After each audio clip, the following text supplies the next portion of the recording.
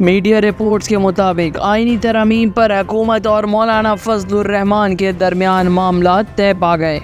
ترامیم SCO اجلاس کے بعد پارلیمنٹ میں پیش کی جائیں گی۔ تفصیلات کے مطابق 26ویں آئینی ترمیم پر بڑا بریک تھرو سامنے آیا۔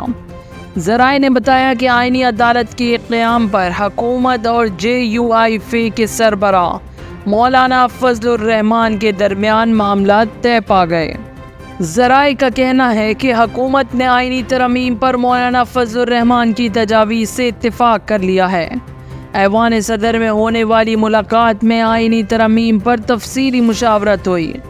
آئینی ترمیم شنگھائی تعاون تنظیم SCO کے اجلاس کے بعد پارلیمنٹ میں پیش کی جائے گی۔ خیال رہے کہ گزشتہ روز صدر اور وزیر اعظم نواز شریف اور مولانا فضل الرحمان نے اجلاس میں شرکت کی تھی۔